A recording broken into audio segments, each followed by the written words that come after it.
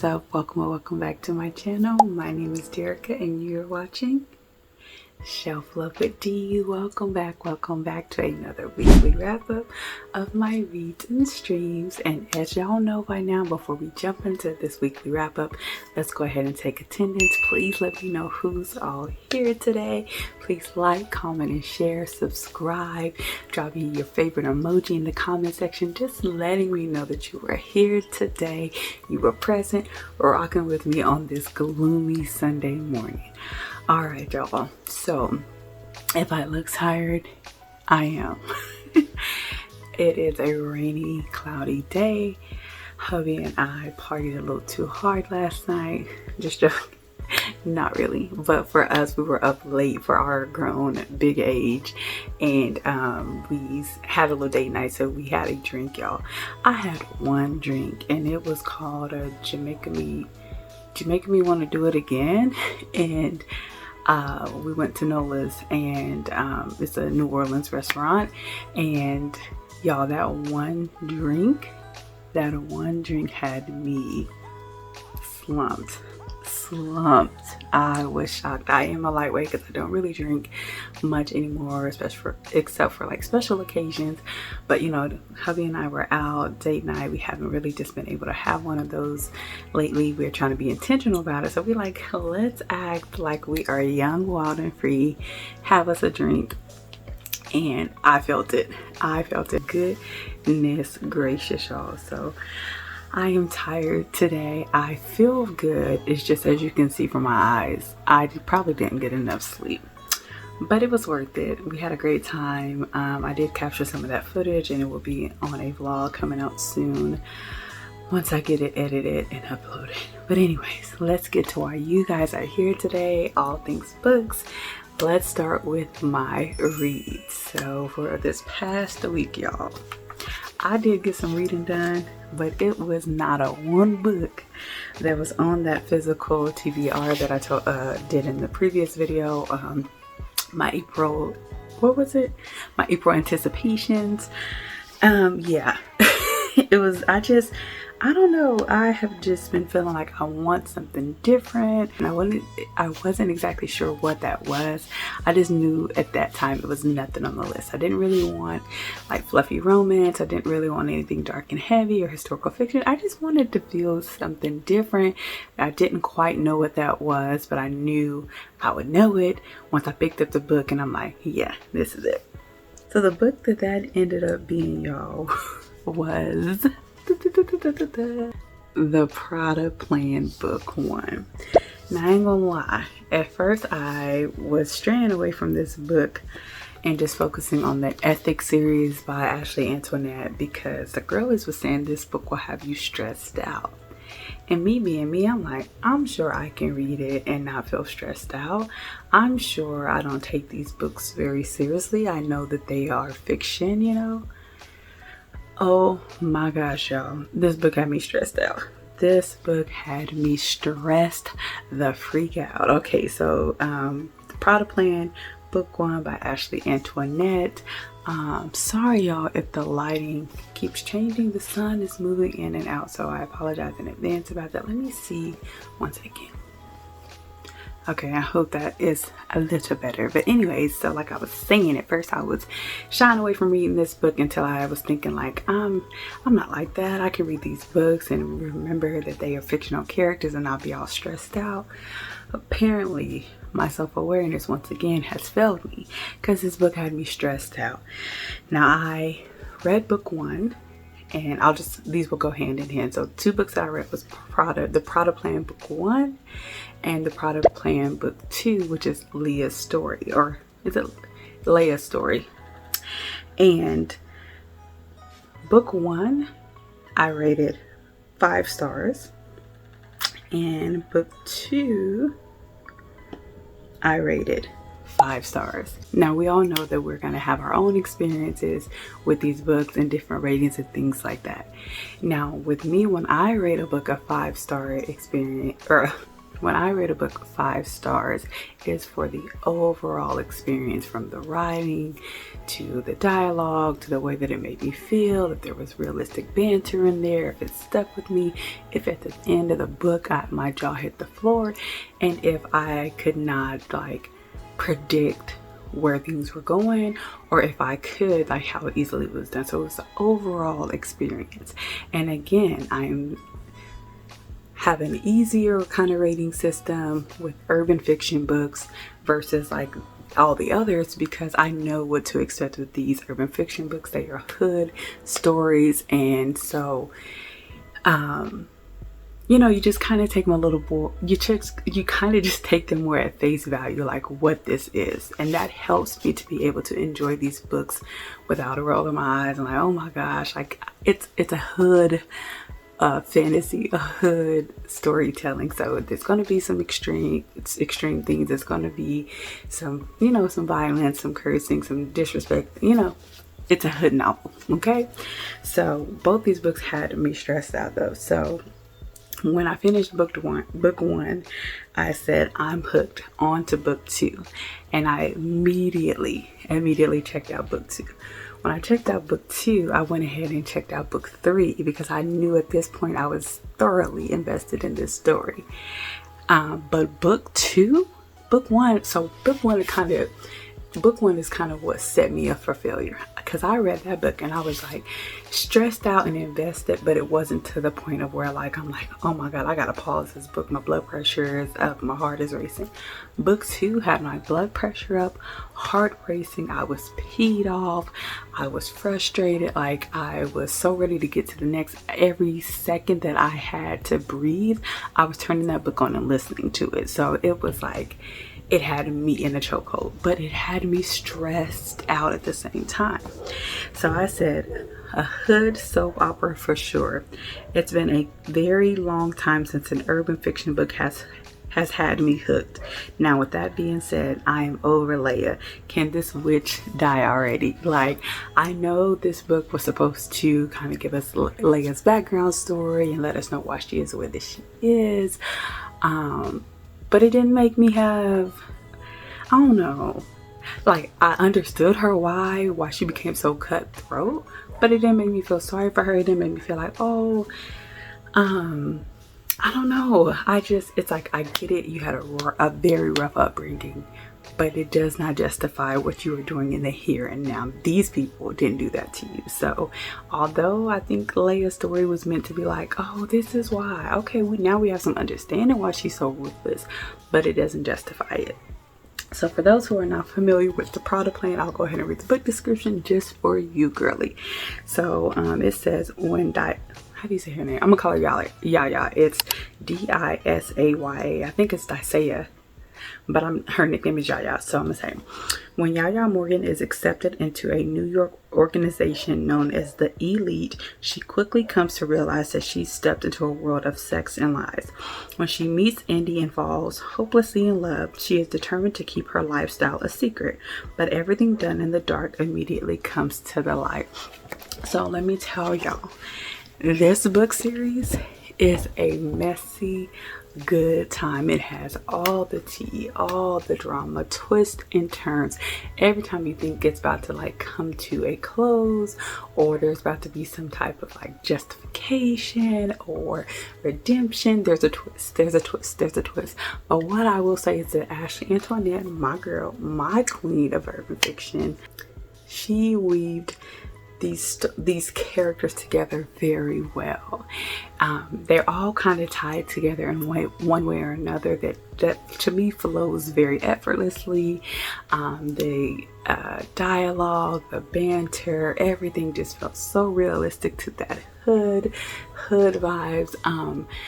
But again, there are parts where you have to, you know, kind of expand your imagination, expand your beliefs, and just roll with it. If you can go into this book understanding that it is a hood storytelling, that, you know, it is a never-ending winding road of twists and turns that will keep you on the edge of your seat, keep you stressed out, have you cussing and fussing, having you so mad. There was literally a part in book 2 where I had to put the book down. and take like a day or two break from reading it. That's how stressed out this book had me, y'all. Like, so stressed. So stressed. Like, I can't stress that enough.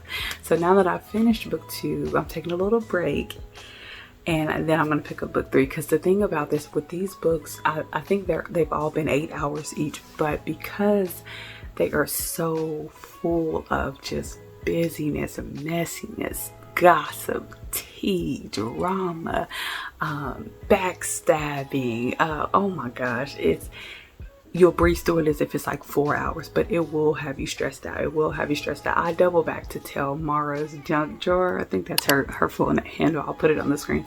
I double back to let her know, you were right. You were right. This book had me stressed out, and I think I need to take a break, because she was basically like, well, you know what? I guess she's doing her job if we are this stressed out to, you know, like this invested in the story and the characters, that we need to take a pause. But I was stressed out for a good week behind this book, because it's just like, you want certain things to happen, and then when this person, you know, like starts realizing what's happening, then you're like, you know, okay, she's finally figuring it out. She's gonna, you know, she's gonna handle her business, and she's going to get revenge. No. And then in book 2, y'all, book 2, when they was tussling in the house, they finally, you know, the identity was revealed of who this person was, and they tussling in the house, and old girl had put the gasoline all in the house, lit the cigarette, and then she realizes, and here's the baby crying. Oh, y'all know I don't like to give no spoilers, and I like to let y'all go as blindly into books. Very rarely do I like try to tell y'all what to read, and I try to get on here and just, you know, talk about my experiences with these books. But if you love urban fiction, and if you love twisty turny stories that are done well, please check out the Prada Plan series. Now, if you feel like, I don't know if I'm ready, you just want to dip your toe into the baby pool, then start with the Ethics series. Moth to a Flame is the one that you should read before the Ethics series, and then, but y'all, stressed out oh my gosh, when the smoke cleared, and the identity was revealed after the fire, I was peed off. I was like, oh, the wrong person survived. And then there was another twist after that, and I was like, ain't no way. But I was happy at the same time, because when I thought it was going the other direction, I was peed off. I'm like, how they gonna let this? Okay, so she just gonna get away with everything. She just gonna go through life without any consequence. Like, she, you know, like she just get to live forever and have 9 lives, like she a cat or something. Like, y'all, this book had me stressed out. And I hate to recommend something to you that will have you so stressed out. But again, I do think you have to be an urban fiction girly to enjoy these books. Even if you're not sure because you've never read an urban fiction book, just try to go into it open-minded. Go into it, like I said, expecting a hood love story, okay? A hood fantasy being told, you know, not in the sense of like magical fantasy, but I'm just saying, like, it's a hood storytelling, you know. If you can go into it open-minded and just expecting a hood things, but with a good pen, an author who knows what she's doing, you will enjoy the Prada Plan. You will enjoy it if you're a person who loves twists and turns. Y'all, I could go on and on about that book. I will be reading book 3 eventually. I had to take a break, y'all. Like, my chest is tight. Like, I was stressed. So I had to take a break from that book, or from that series. But I will definitely be circling the block and picking it back up, and because I gotta see how it ends. Now, I'm too invested, and I need a certain person to put that thinking cap on, move a little smarter, a little more strategic, so we can so business can be handled. I'm trying to be as discreet as possible because I want y'all to go into this blindly. But if you're ready, run on over to Libby and check this book out, and then come back to this video and please let me know.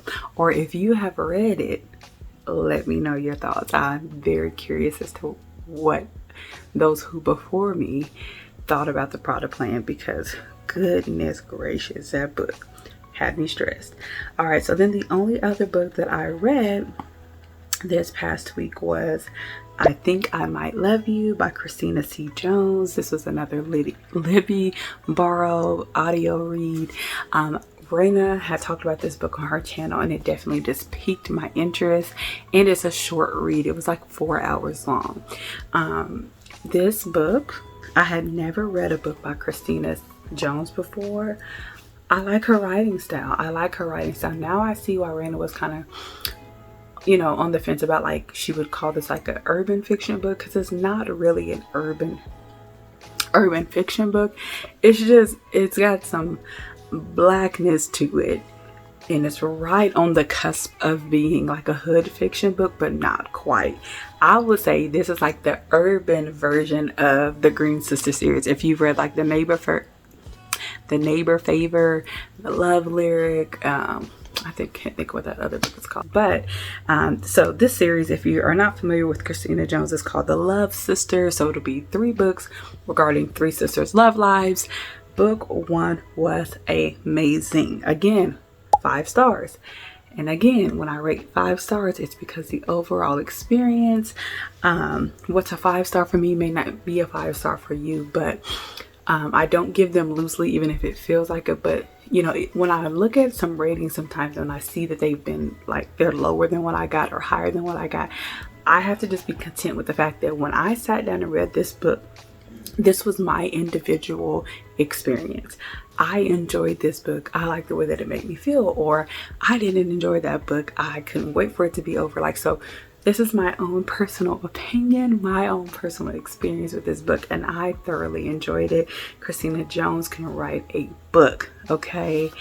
She can write a book. I have since started book 2, and I'm basically done with it. I think I got about 20% left, and I can already give a rating for it.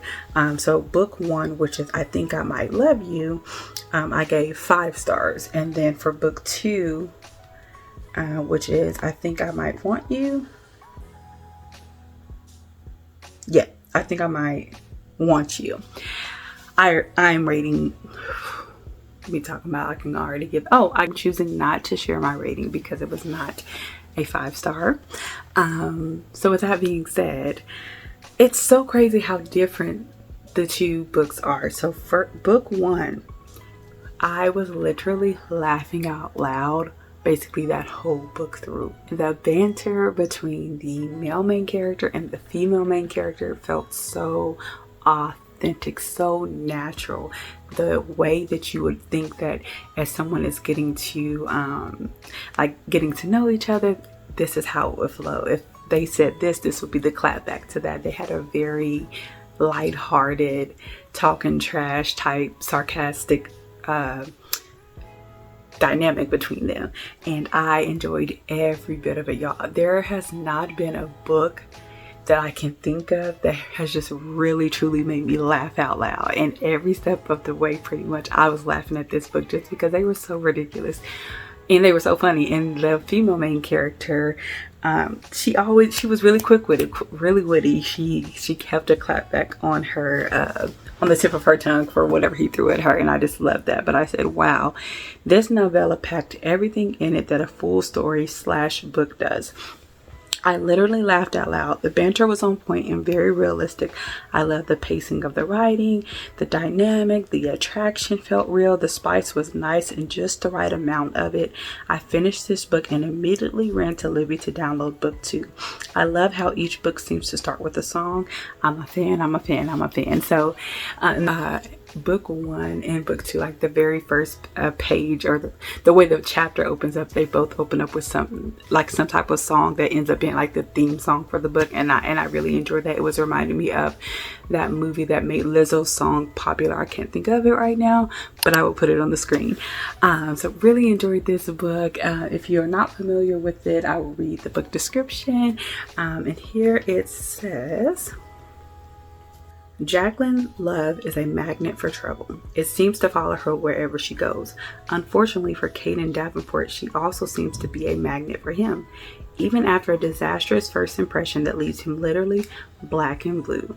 Jacqueline is busy trying to find some sort of balance, and Caden is just trying not to get swept up in the chaos. In a small city like Blakewood, it's hard to avoid each other, especially when additional encounters make them wonder if they really want to. I Think I Might Love You is a first in series novella. So again, keep in mind that these are novellas, but I will say that book one was done very well, that it felt like a full story. I felt full at the end of this. I was satisfied with the ending. Book two is giving that needed to be a regular book. The pacing of it is off. It is a surprise pregnancy trope that it needed more pages. It needs more pages. It needs more development. The main male character and the main female character, their relationship or whatever needed more time to develop. It needed more words on the pages. It's moving way too fast. It's not feeling authentic. And I have maybe chuckled once or twice in this book. They're very, very different. And I know that, yes, that's the point. Like, each sister is different. Each sister is going to have their own, relationship, and that journey is going to look different. But just the writing felt very different. But I am invested in this series. I will be purchasing this series. And I will be moving on to book three. I'm curious to see how that sister's, love story goes. But I definitely would recommend it either way. Like, this book was so good to be a novella. Even book two, it could have been better.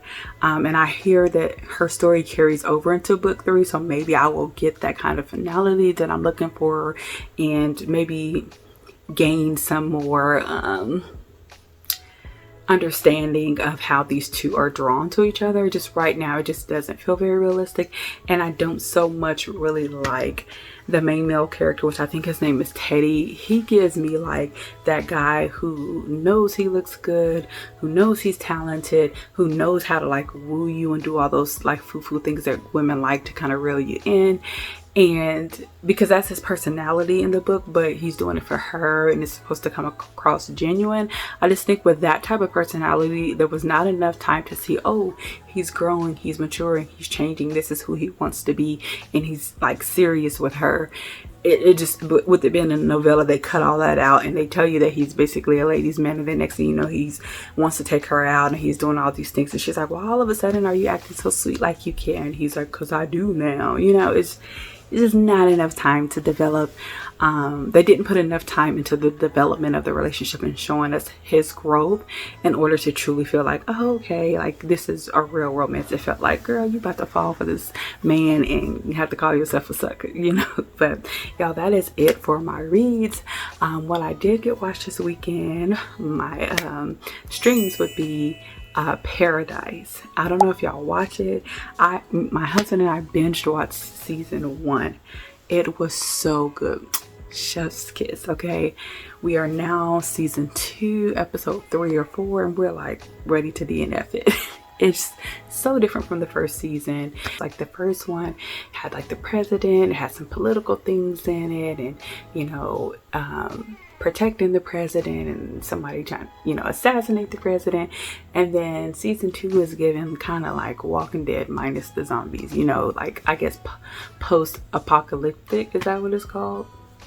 Anyways, y'all, so we watched that, and then we finally got around to watching the Housemaid movie. So for the first maybe 10 to 15 minutes, 15 to 20 minutes, I don't really know because I didn't check the timestamp, I was like, this ain't it. It was feeling so rushed. It was feeling like they had to check off boxes of make sure we get this part in, make sure we get this part in, make sure we get this part in. And it was not flowing. It was so choppy. It was like, person walks out of the room, next person walks in and says this memorable line, walk out and come back. The next person comes and say this memorable line, or insert this memorable, part of the book in there. And then, but once things took a turn in the attic and we really see who the villain is, everybody did their job. Everybody should have got paid that day. Like, so it ended up being so good overall. I'm not sure what I would rate it versus movie versus book. There was a lot of things missing from the movie that was in the book, but I mean, I guess that's to be expected. Overall, it was a cool experience. I maybe say a 3.5 to a 4-star for that movie, but it was a pretty good ride toward the middle end, especially for someone if you have not read the book, because my husband loved it down. So I think the difference is when you've read the books and you just feel like things are missing. But he did agree with me that in the beginning it felt very choppy as well. But that's it, y'all. That is it for my reading wrap up. I appreciate each and every one of you for hanging with me today. I'm about to go curl up on this couch, y'all, and try to recover before the kids come back from my mom's, and just relax and then get up and cook dinner for them. What y'all got going this Sunday? Let me know down in the comments. Thank y'all so much for hanging with me, and until next time, don't forget to show your chef some love today.